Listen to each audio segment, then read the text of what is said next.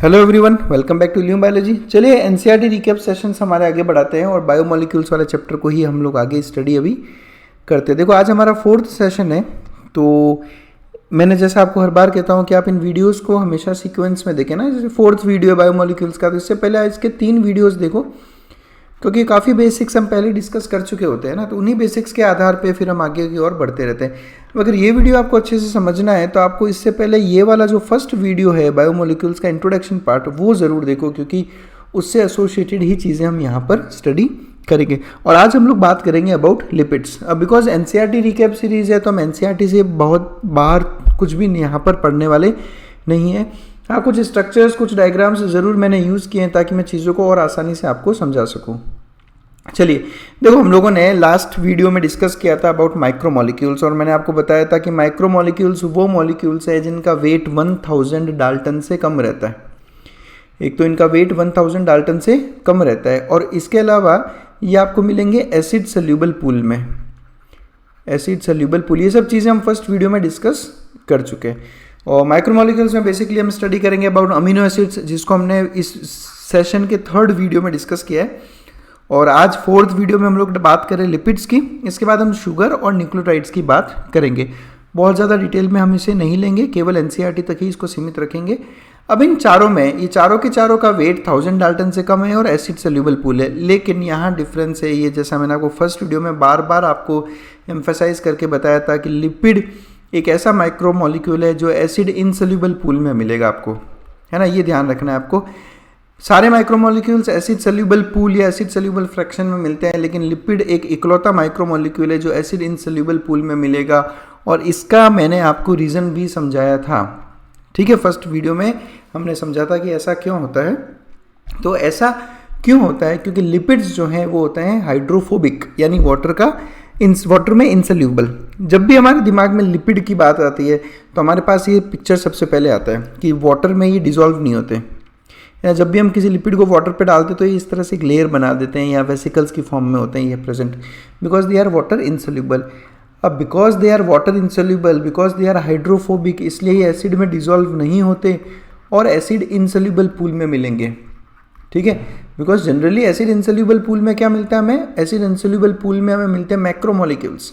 लेकिन लिपिड में एक्सेप्शन है, लिपिड माइक्रोमोलिक्यूल होते हुए भी एसिड इंसोल्यूबल पूल में आपको मिलेगा। अब ये इंसोल्यूबल पूल, सोल्यूबल पूल क्या है, कैसे एनालाइज करते हैं, वो सब हम फर्स्ट सेशन में अच्छे से डिस्कस कर चुके हैं। मोलिकुलर वेट, बिकॉज ये माइक्रोमोलिक्यूल है तो इसका मोलिकुलर वेट 800 डाल्टन से भी कम रहता है लिपिड्स का, ठीक है। तो 800 डाल्टन से कम, यानी अब ऑटोमेटिकली क्या हो गया, एक माइक्रोमोलिक्यूल। किस में आएगा ये आएगा एसिड इनसोल्यूबल पूल या एसिड इनसोल्यूबल फ्रैक्शन, जो हम डिस्कस कर चुके हैं।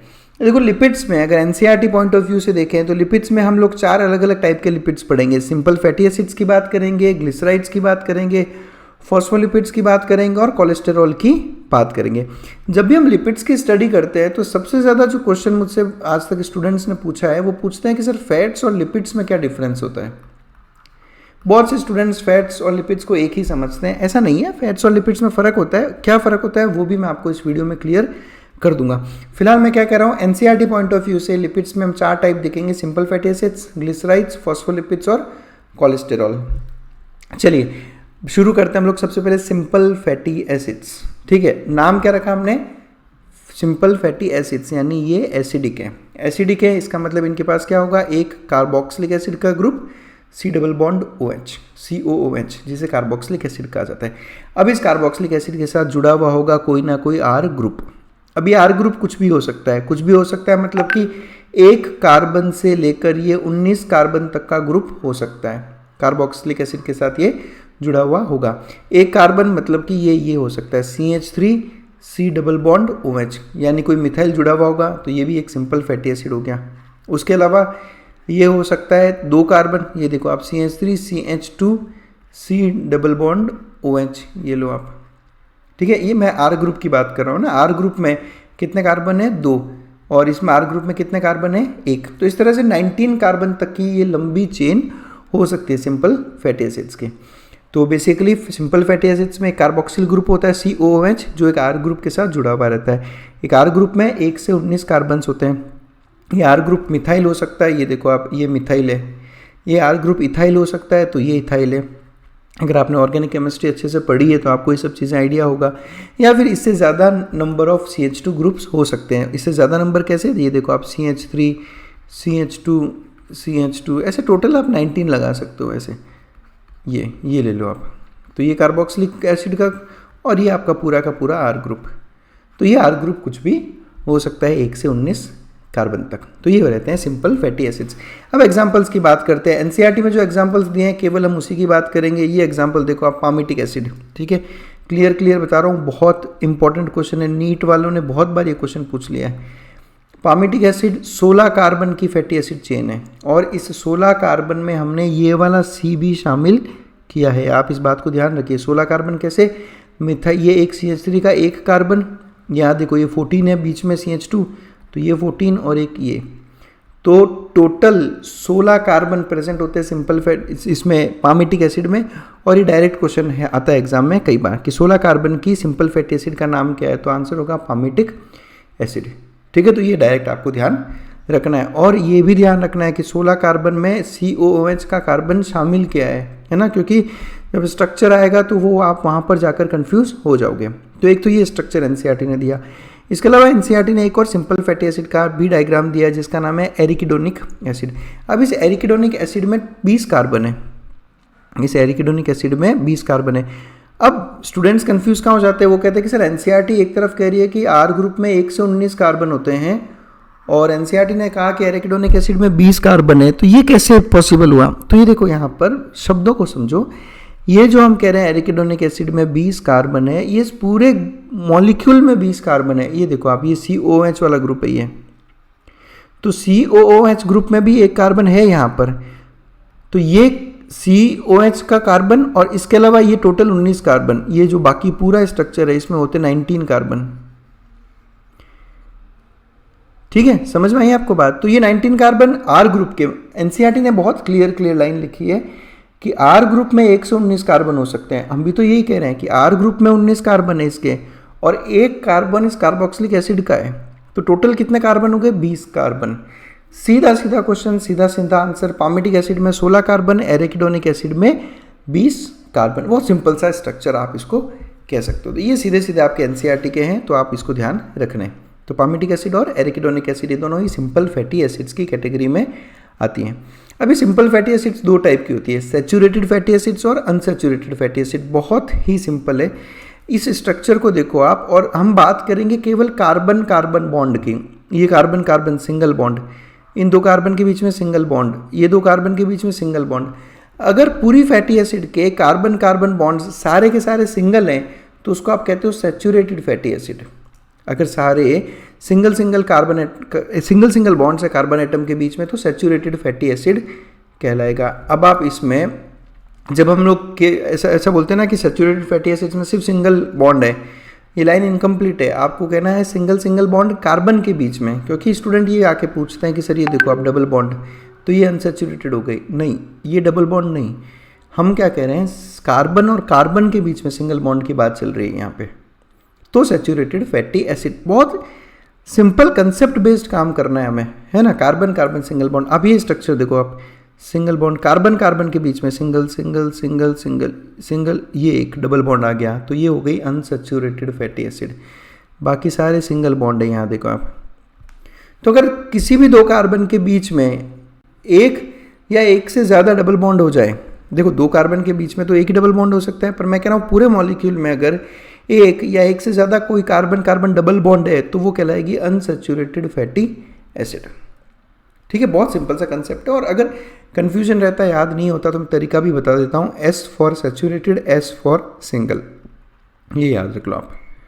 S फॉर सैचुरेटेड और S फॉर सिंगल। तो single carbon carbon bond saturated fatty acid, और अनसैचुरेटेड फैटी एसिड में carbon carbon double bond present होता है। ये सीधा अपना ये कंसेप्ट है। और एग्जाम्पल्स एनसीईआरटी ने दिए नहीं है तो मैंने भी इस वीडियो में शामिल नहीं किए। चलिए आगे बढ़ते हैं। तो सिंपल फैटी एसिड में आपको क्या ध्यान रखना है, सिंपल फैटी एसिड में आपको ध्यान रखना है कि पामिटिक एसिड में 16 कार्बन होते हैं और एरिकिडोनिक एसिड में 20 कार्बन होते हैं। चलिए आगे बढ़ते हैं हम लोग। अब हम बात करेंगे ग्लिसराइड्स की। किसकी बात करेंगे, ग्लिसराइड्स की। तो ग्लिसराइड्स में एक काम करेंगे कि हम लोग दो वर्ड बनाते हैं। पहला वर्ड लेता हूँ मैं ग्लिसरॉल और दूसरा मैं कह रहा हूँ fatty acid. Fatty acid, glycerol से मैं वर्ड निकालता हूँ ग्लिसराई और यहाँ से ले लेता हूँ मैं आईडी। क्या बन गया? ग्लिसराइड्स। तो ये नाम से मुझे समझ में आ रहा है कि जब ग्लिसरॉल मॉलिक्यूल पे फैटी एसिड्स आकर जुड़ती है तो बनते हैं ग्लिसराइड्स। अब मैं पहले बात करता हूँ कि ग्लिसरॉल क्या होता है। ये ग्लिसरॉल है। केमिस्ट्री पॉइंट ऑफ व्यू से बोलूँ तो मैं इसको कह सकता हूँ ट्राई हाइड्रोक्सी प्रोपेन। देखो कितने कार्बन है, 1 2 3, तो ये क्या हो गया? प्रोपेन। और तीनों कार्बन पे OH ग्रुप प्रेजेंट है। ये देखो आप, तीनों कार्बन पे OH ग्रुप। तो कितने OH ग्रुप है? 3, तो ट्राई हाइड्रोक्सी प्रोपेन हो गया ये। What is glycerol? Try hydroxy propane. एक बेसिकली अल्कोहल हो गया ग्लिसरॉल। ये एक अल्कोहल हो गया जिसके तीनों कार्बन पे OH ग्रुप प्रेजेंट है, उसको आप कहते हो ग्लिसरॉल। ठीक है, अब बात करता हूँ ग्लिसराइड की। अगर इन 3 कार्बन एटम्स के OH में से अगर एक OH हट के वहाँ पर एक फैटी एसिड की चेन जुड़ जाए तो इसको कहा जाता है मोनोग्लिसराइड। आप ये देखो, आप ये पहला कार्बन यहाँ पे आओ, आप पहला कार्बन, दूसरा कार्बन, तीसरा कार्बन, केवल एक कार्बन पे हमने क्या लगा दी? फैटी एसिड की चेन। ये देखो आप, ये R1 फैटी एसिड ग्रुप का हो गया और ये COOH वाला कार्बोक्सिलिक एसिड और R ग्रुप क्या बन गया? ये फैटी एसिड। तो ये पूरा क्या हो गया? Fatty acid. और एक ही कार्बन पे, बाकी दोनों कार्बन देखो, दोनों कार्बन पे अभी भी OH ग्रुप है, तो इसको क्या कहोगे? मोनोग्लिसराइड। मोनो मतलब एक। अगर ग्लिसरॉल मॉलिक्यूल पे केवल एक कार्बन पे फैटी एसिड जोड़ोगे तो मोनोग्लिसराइड। अगर 2 कार्बन पे फैटी एसिड जोड़ दोगे तो डाइग्लिसराइड। अब अगेन डाई मतलब क्या हो गया? 2। तो आप देख लो यहाँ पे ये कार्बन हो गए, 3 कार्बन है, 2 कार्बन पे आपके फैटी एसिड जुड़ा है। अब जरूरी नहीं है कि आप सेम फैटी एसिड जोड़ो। यहाँ देखो एक R1 ग्रुप, एक R2 ग्रुप, ये बता रहा है कि दोनों फैटी एसिड्स अलग अलग हैं। और तीसरे कार्बन पे अभी भी OH ग्रुप, यानी 2 कार्बन पे जुड़ा हुआ है फैटी एसिड, तो डाइग्लिसराइड। तो फिर अब इजी हो गया। ट्राइग्लिसराइड क्या होगा? जिसके तीनों कार्बन पे फैटी एसिड जुड़े होंगे वो हो जाएगा ट्राइग्लिसराइड। तो यहाँ देख लो आप, ट्राई मतलब हो गया 3 और ग्लिसराइड्स मतलब फैटी एसिड्स। तो ये पहला फैटी एसिड R1 ग्रुप के साथ, दूसरा फैटी एसिड R2 ग्रुप के साथ और तीसरा फैटी एसिड R3 ग्रुप के साथ। उन्हें ट्राई हाइड्रोक्सी प्रोपेन यानी ग्लिसरॉल मॉलिक्यूल के तीनों कार्बन पे अगर आप फैटी एसिड्स जोड़ दो तो क्या बन जाता है? ट्राइग्लिसराइड्स। ठीक है, अब हम बात करते हैं ट्राइग्लिसराइड्स की। मेन यही है सारे ट्राइग्लिसराइड्स को। अब आप समझना इस चीज़ को अच्छे से। ट्राइग्लिसराइड्स 2 टाइप के होते हैं, डिपेंड करता है इनके मेल्टिंग पॉइंट पे। एक होते हैं फैट्स और एक होते हैं ऑयल्स। समझना इसको अच्छे से। ट्राइग्लिसराइड के 2 टाइप, फैट और ऑयल। फ़र्क क्या है? फ़र्क है मेल्टिंग पॉइंट का। फैट का मेल्टिंग पॉइंट हायर होता है, ऑयल का मेल्टिंग पॉइंट लोअर होता है। मेल्टिंग पॉइंट का मतलब क्या हो गया? वो टेम्परेचर जिस पे वो पिघलता है उसको हम कहते हैं मेल्टिंग पॉइंट। यानी लोअर मेल्टिंग पॉइंट का मतलब क्या हो गया कि ये लो टेम्परेचर पर ही पिघल जाएगा। इसलिए आप देखो जो ऑयल हम लोग घर पे यूज़ करते हैं वो आपको लिक्विड फॉर्म में मिलेगा, चाहे सर्दी हो या गर्मी। ऑयल हमेशा आपको किस में मिलता है? लिक्विड फॉर्म में, क्योंकि उसका मेल्टिंग पॉइंट कैसा रहता है?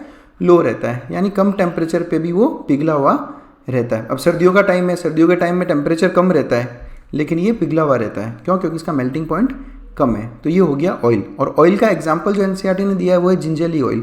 जिंजरली ऑयल बेसिकली जो तिल्ली का तेल आपने सुना होगा, जो तिल का तेल निकालते हैं, है ना, हम लोग एडिबल ऑयल होता है बेसिकली, हम लोग खाने बनाने में यूज़ करते हैं इसको। तो जिंजरली ऑयल या तिल्ली का तेल एक तरह से एक ऑयल ही है। और फैट्स अब बेसिकली किसको कहते हैं? वो ट्राइग्लिसराइड्स जिनका मेल्टिंग पॉइंट हाई होता है, जैसे कि घी, है ना, जो घी हम लोग कंज्यूम करते हैं। अब आप विंटर सेशन में देखो, विंटर सीजन्स में ये सॉलिड बन जाता है, घी जम जाता है ना घी। क्यों? क्योंकि उसका मेल्टिंग पॉइंट हाई रहता है। इसका मेल्टिंग पॉइंट हाई रहता है। हाई मतलब कि हाई टेम्परेचर पर ही ये मेल्ट होगा। विंटर्स में कैसा रहता है? टेम्परेचर कम रहता है, तो ये सॉलिड फॉर्म में आपको मिलेगा। तो आई होप आपको फैट और लिपिड्स में फ़र्क समझ में आया होगा। ये जो हम जितना सब कुछ पढ़ रहे हैं ना, ये सब के सब देखो आप, ये सारे के सारे लिपिड्स हैं। इसको आप ऐसे समझ लो कि लिपिड्स के बहुत सारे अलग अलग टाइप्स होते हैं। उसमें से एक टाइप होता है ट्राइग्लिसराइड्स। उसमें से एक टाइप क्या है? ट्राइग्लिसराइड्स। और ट्राइग्लिसराइड का भी एक टाइप है फैट। समझ लो, तो लिपिड का एक टाइप ट्राइग्लिसराइड, ट्राइग्लिसराइड का एक टाइप फैट। यानी मैं ये कह सकता हूँ कि सारे के सारे फैट्स लिपिड्स होते हैं। बिल्कुल सही बात है, सारे फैट्स लिपिड्स होते हैं। लेकिन क्या सारे लिपिड्स फैट्स होते हैं? नहीं, सारे लिपिड्स फैट्स नहीं होते। तो ये लिपिड और फैट में फ़र्क होता है। तो फैट कौन सी कैटेगरी में आएगा? फैट आपकी ट्राइग्लिसराइड वाली कैटेगरी में आएगा, और ऑयल भी ट्राइग्लिसराइड वाली कैटेगरी में ही आता है। तो ये आपको फ़र्क याद रखना है ऑयल, लिपिड्स और फैट्स में। ये बहुत कंफ्यूज होते हैं बच्चे इसमें। चलिए नेक्स्ट बात करते हैं हम फॉस्फोलिपिड्स। अब जैसे इसका नाम से ही समझ लो आप, फॉस्फो मतलब फॉस्फेट ग्रुप और लिपिड्स मतलब लिपिड्स। ऐसे लिपिड्स जिसमें फॉस्फेट ग्रुप हो उसको हम कहते हैं फॉस्फोलिपिड। समझाता हूँ मैं कैसे। आप ये देखो, आप इसको ऐसे समझो कि ये एक ग्लिसरॉल मॉलिक्यूल ही बना रहा हूँ मैं आपके। यहाँ लगा दिया फैटी एसिड, ये फैटी एसिड 1, ये फैटी एसिड 2। अब अगर मैं तीसरे कार्बन पे एक फैटी एसिड की जगह एक फॉस्फेट ग्रुप लगा दूँ, फैटी एसिड की जगह मैंने क्या लगा दिया? फॉस्फेट ग्रुप, तो ये बन गया फॉस्फोलिपिड।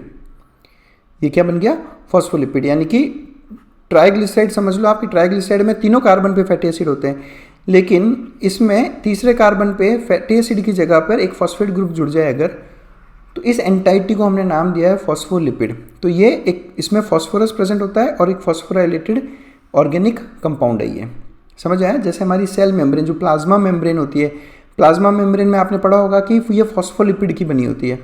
बिकॉज ये एनसीईआरटी रिकैप की सीरीज़ है तो हम बहुत ज़्यादा डिटेल में तो नहीं जा रहे, लेकिन हाँ सेल मेम्ब्रेन आपके कोर्स में है तो मैं एक बार आपको फॉस्फोलिपिड का स्ट्रक्चर हल्का सा समझा दूंगा साइटोलॉजी पॉइंट ऑफ व्यू से भी, ताकि आपको सेल मेम्ब्रेन में फॉस्फोलिपिड क्या करता है वो समझ में आ जाए। अब आप इस चीज़ को अच्छे से समझें। देखो फॉस्फेट जो ग्रुप है, ये फॉस्फेट ग्रुप आपको अच्छे से पता है हाइड्रोफिलिक होता है। आयनिक रहता है ना फॉस्फेट ग्रुप, PO4-3, तो ये हाइड्रोफिलिक हो गया, आयनिक फॉर्म, आयोनाइजेबल रहता है ये। और ये जो है ना दोनों फैटी एसिड्स, ये दोनों फैटी एसिड्स कैसी रहती है? हाइड्रोफोबिक। ये दोनों एसिड कैसी हो गई? हाइड्रोफोबिक हो गई। तो इसको आप ऐसे समझो कि फॉस्फोलिपिड का मॉलिक्यूल कैसा होगा, आप समझना इसको अच्छे से। देखो बहुत इंपॉर्टेंट है। ये एक एंटाइटी, इसमें कितनी फैटी एसिड्स की चेन है? 2, और फैटी एसिड की चेन है, यानी कि इस तरह से लंबा ऐसा चेन रहता है फैटी एसिड का। 2 फैटी एसिड की चेन है। ट्राइग्लिसराइड में मैंने क्या कहा? ट्राइग्लिसराइड में हमने कहा कि 3 फैटी एसिड की चेन होती है, ये ट्राइग्लिसराइड है। फॉस्फोलिपिड में 2 फैटी एसिड चेन और एक पे जुड़ा हुआ होता है फॉस्फेट ग्रुप। एक पे क्या जुड़ा हुआ है? Phosphate group. तो ये इस मॉलिक्यूल का ये वाला पोर्शन हाइड्रोफिलिक है, ये वाला पोर्शन हाइड्रोफोबिक है। तो ये जो टेल वाला पोर्शन, इसको आप टेल बोलते हो, टेल वाला पोर्शन कैसा है? हाइड्रोफोबिक। और ये हेड वाला पोर्शन कैसा है? हाइड्रोफिलिक, क्योंकि ये फॉस्फेट ग्रुप का बना है। समझ में आया? अब आप समझें, अगर मैं बना रहा हूँ एक प्लाज्मा मेम्ब्रेन की बात कर रहा हूँ मैं, तो आपने पढ़ा होगा कि प्लाज्मा मेम्ब्रेन बाइलेयर्ड फॉस्फोलिपिड्स की होती है, यानी इसमें फॉस्फोलिपिड्स की 2 लेयर्स होती है। तो मैं अगर इस तरह से फॉस्फोलिपिड ड्रॉ कर रहा हूँ तो मैं बना दिया, समझो कि ये फॉस्फोलिपिड की एक लेयर बना दी मैंने, ये मैंने बना दी फॉस्फोलिपिड की लेयर। ठीक है, अब देखो समझना कि सेल मेम्ब्रेन में लिपिड की बाय लेयर क्यों होती है, ये समझना बहुत ज़रूरी है। यहाँ पे समझो आप, ये अगर सेल मेम्ब्रेन है, ये कोई सेल है, ठीक है, ये पूरी की पूरी सेल मेम्ब्रेन ऐसी बनाई नहीं है हमें, ये एक सेल और ये पूरी सेल मेम्ब्रेन पूरी की पूरी इन फॉस्फोलिपिड से बनी है। अब सेल जिस किसी भी टिश्यू में रहेगा, उस टिश्यू में एक फ्लूइड होगा जिसको आप कहते हो टिश्यू फ्लूइड, यानी कि सेल के बाहर जो एक्स्ट्रा सेल्यूलर फ्लूइड है, टिश्यू फ्लूइड है, वो तो वाटर बेस्ड है। वो क्या है? Water based. तो फॉस्फोलिपिड का कौन सा वाला सरफेस वाटर की तरफ रहेगा? हाइड्रोफिलिक वाला। तो ये देख लो आप, हमने बाहर की तरफ हाइड्रोफिलिक वाला फेस लगा दिया क्योंकि ये वाटर को फेस करेगा, तो वो वहाँ पे इजीली मिसिबल हो सकता है ना। वाटर मीडियम क्या है? वाटर।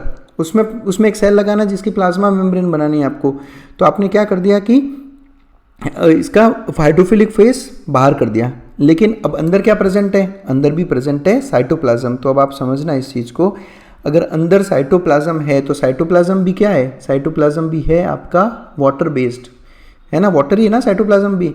यानी कि अब ये जो टेल हाइड्रोफोबिक है, क्या वो डायरेक्ट में साइटोप्लाज्म में ऐसे रख सकता हूँ? नहीं, क्योंकि ये तो हाइड्रोफोबिक है, साइटोप्लाज्म हाइड्रोफिलिक होता है, इसलिए लिपिड का एक और लेयर लगाना पड़ता है प्लाज्मा मेम्ब्रेन में। ये देखो इस तरह से। तो जब भी आप प्लाज्मा मेम्ब्रेन का स्ट्रक्चर देखोगे आपको कुछ इस तरह का स्ट्रक्चर दिखता है।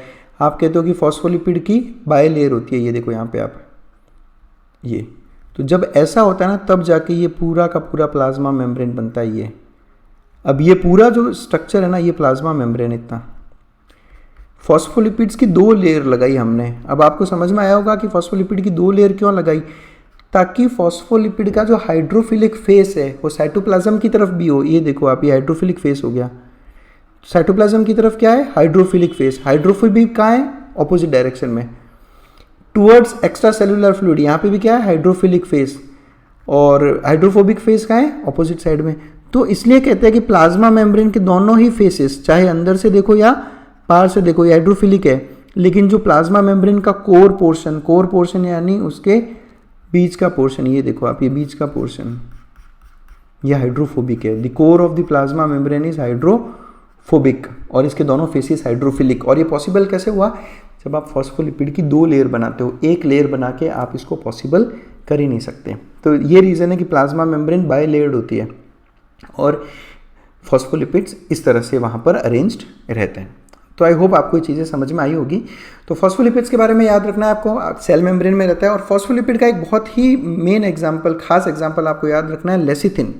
नीट 2024 में भी ये क्वेश्चन आया था कि लेसिथिन क्या है, डायरेक्ट क्वेश्चन था कि व्हाट इज लेसिथिन, और ऑप्शन था फॉस्फोलिपिड। तो ये आपको याद रखना है, नीट 2024 का क्वेश्चन कि लेसिथिन एक फॉस्फोलिपिड है। इसका स्ट्रक्चर समझें अगर हम, आप इसको देखो, आप ये देखो, ये ग्लिसरॉल मॉलिक्यूल है अपना, 3 कार्बन वाला ग्लिसरॉल मॉलिक्यूल। अच्छे से समझना इस स्ट्रक्चर को, क्योंकि ये स्ट्रक्चर आपके एग्जाम्स में समझने के लिए है। देखो आप, ये ग्लिसरॉल हो गया 3 कार्बन, एक कार्बन पे क्या लगाई है, फैटी एसिड, दूसरे कार्बन पे क्या लगाए, फैटी एसिड, तीसरे कार्बन पे यहाँ पे लगाया फॉस्फेट ग्रुप, और इस फॉस्फेट ग्रुप के साथ में ये एक और बड़ा ग्रुप जुड़ा हुआ है।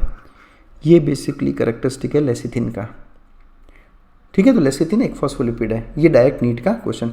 अब आपको मुझे एक बताना है कि आपकी बॉडी में लेसिथिन कहाँ मिलेगा। मैं आपको हिंट देता हूँ कि आप मुझे ये बताओ लंग्स के रेफरेंस में, कि आप लंग्स वाले चैप्टर में रेस्पिरेटरी सिस्टम में लेसिथिन कहाँ पढ़ते हो, है तो वो मुझे कमेंट सेक्शन में आप आकर बताइए।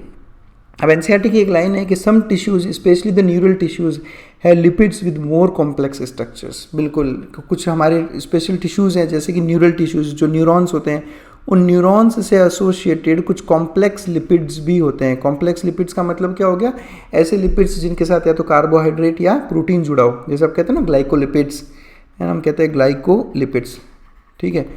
तो ग्लाइको मतलब तो कार्बोहाइड्रेट और लिपिड्स मतलब लिपिड्स, या फिर आप कह सकते हो, आप लाइपोप्रोटीन्स कह सकते हो आप, ठीक है। तो ये है। अब हालांकि एनसीईआरटी ने इस लाइन को और ज़्यादा डिटेल में नहीं समझाया, लेकिन आपको मुझे आके बताना है कि न्यूरॉन में आपने कहाँ पर एक कॉम्प्लेक्स लिपिड पढ़ा है, ठीक है, और ये मुझे आप बताओ। और मैं आपको एक हिंट दे देता हूँ, बहुत बड़ा हिंट दे रहा हूँ मैं आपको। आप बात करो एक्सॉन के रेफरेंस में, न्यूरॉन का जो एक्सॉन है, उस एक्सॉन पर कुछ होता है ऐसा जो इस कॉम्प्लेक्स लिपिड का बनता है। तो ये आपको मुझे बताना है। चौथे चलते हैं हम लोग कोलेस्ट्रॉल की तरफ। तो हमने क्या कहा, हमने स्टार्टिंग में आपको कहा कि लिपिड्स में बेसिकली 4 सेक्शन पढ़ेंगे कि एनसीईआरटी पॉइंट ऑफ व्यू से देखें, और वो 4 कौन कौन से थे, 4 थे आपके। एक तो सिंपल फैटी एसिड्स, उसके अलावा ग्लिसराइड्स, फॉस्फोलिपिड्स और कोलेस्ट्रॉल। सिंपल फैटी एसिड्स जैसा मैंने अभी आपको कहा कि एक R ग्रुप और उसके साथ COH जोड़ दो। ग्लिसराइड्स में ट्राईहाइड्रोक्सीप्रोपेन और उनके साथ में फैटी एसिड्स, एक कार्बन पे प्रेजेंट है तो मोनोग्लिसराइड, 2 पे प्रेजेंट है तो डाईग्लिसराइड, 3 पे प्रेजेंट है तो ट्राईग्लिसराइड। और इनमें या तो ऑयल होंगे या फिर जो है फैट्स प्रेजेंट होंगे। हायर मेल्टिंग पॉइंट होगा तो फैट, लोअर मेल्टिंग पॉइंट होगा तो ऑयल। यही अगर तीसरे कार्बन पे फैटी एसिड की जगह फॉस्फेट ग्रुप जुड़ जाए तो वो बन गया फॉस्फोलिपिड। अब मैं बात करता हूँ कोलेस्टेरॉल की, ठीक है। कोलेस्टेरॉल एक बहुत इंपॉर्टेंट कंसेप्ट है, ठीक है। हालांकि एनसीईआरटी ने तो कोलेस्ट्रॉल को केवल एक डायग्राम बना के छोड़ दिया है, और ये इसी डायग्राम बेस्ड क्वेश्चन पूछते हैं आपसे एग्जाम में ना। डायरेक्ट क्वेश्चन आता है कि ये डायग्राम किसका है, ये डायग्राम है कोलेस्टेरॉल का। ये आप ध्यान रखें यहाँ पे ना, ये देखो 4 रिंग्स होती है इस तरह से। अब आप समझे, मैं एक बार थोड़ा सा इसको डिटेल में लेता हूँ कि ये जो वर्ड है ना कोली, ये कोली वर्ड या तो बाइल को रिप्रेजेंट करता है या गॉल ब्लैडर को। तो आप देखना गॉल ब्लैडर या बाइल से एसोसिएटेड टर्म्स में ही ये वर्ड कोली यूज़ किया जाता है। जैसे कोलिसिस्टोकाइनिन एक हार्मोन होता है, CCK पढ़ा होगा आपने डाइजेस्टिव सिस्टम में। और स्टिरॉल वर्ड कहाँ से आया, तो स्टिरॉल वर्ड आया है एल्कोहलिक, है ना। अल्कोहल के लिए पीछे OL लगाते हो ना, एल्कोहलिक स्टेरॉइड, स्टेरॉइड्स आप सबको मालूम होंगे, नहीं मालूम तो हमारे लिपिड वाले सेक्शन में वीडियोस अपलोड किए, हमने लिपिड्स को बहुत डिटेल में स्टडी करवाया है आपको, उसमें हमने ना स्टेरॉइड्स पढ़ा है आपको। तो अगर ऐसे स्टेरॉइड्स जिनमें अल्कोहलिक ग्रुप प्रेजेंट है, जैसे अब यहाँ देख लो आप, ये OH ग्रुप है, तो ऐसे स्टेरॉइड्स जिनमें अल्कोहलिक ग्रुप प्रेजेंट है उनको आप कहते हो स्टेरॉल, और ये स्टेरॉल बाइल और गॉल से एसोसिएटेड हो तो उसको का नाम दे दिया हमने कोलेस्टेरॉल। आप सबको पता होगा कि बाइल जूस में प्रेजेंट होता है कोलेस्टेरॉल, बाइल जूस में प्रेजेंट होता है कोलेस्टेरॉल, इसलिए नाम हमने इसका बाइल के हिसाब से कोलेस्टेरॉल रखा है। ठीक है, तो आपको ये ध्यान रखना है कि कोलेस्टेरॉल बेसिकली एक स्टेरॉइड है। यहाँ पे मैं आपको ना थोड़ा सा एक हिंट दे देता हूँ कि जिन भी वर्ड के भी स्टेरॉल या स्टीरॉन लगते हैं, ये सारे के सारे स्टेरॉइड्स होते हैं। और आपके लेवल पे अगर नीट यूजी एनसीईआरटी के लेवल पे बात करें तो इस तरह के वर्ड मैं बताता हूँ आपको, देखो कैसे आपको याद रखना है। एक कोलेस्टेरॉल सुना होगा आपने, एक आपने सुना होगा फंगस में एर्गोस्टेरॉल, ठीक है। स्टेरॉन तो आपने बहुत सुना होगा, कहाँ सुना होगा? स्टेरॉन सुना होगा आपने प्रोजेस्टेरॉन में, तो आप याद करो प्रोजेस्टेरॉन को आप कहते हो कि स्टेरॉइड हार्मोन है। फिर आप टेस्टोस्टेरॉन की भी बात करते हैं, ये टेस्टोस्टेरॉन ले लो, ठीक है। फिर आपने वर्ड सुना होगा एल्डोस्टेरॉन। तो इसलिए मैं कहता हूँ कि आप जब भी बायोलॉजी पढ़ें तो इन टर्म्स को तोड़ना सीखें। आप जितना टर्म्स को तोड़ोगे ना आपको रटना नहीं पड़ेगा। और यहाँ से पूरा का पूरा क्लियर हो रहा है ये सारे के सारे स्टेरॉइड हार्मोन्स हैं, देखो आप, गेटिंग माई पॉइंट। तो इस तरह से चीज़ें जो है समझी जाती है। तो ये था अपना पूरा सेशन आज लिपिड्स के ऊपर। आपको अगर फिर भी कोई डाउट हो तो आप मुझे व्हाट्सएप, मेल आईडी या इंस्टाग्राम पे हमसे कांटेक्ट कर सकते हो। और अगर आपको लगता है कि वीडियोस बहुत यूज़फुल है आप लोगों के लिए तो हमारे चैनल को ज़रूर ज्वाइन करें ताकि और भी इस तरह के बेहतर वीडियोज़ आप तक पहुँचाए जा सकें। Thanks a lot for watching us.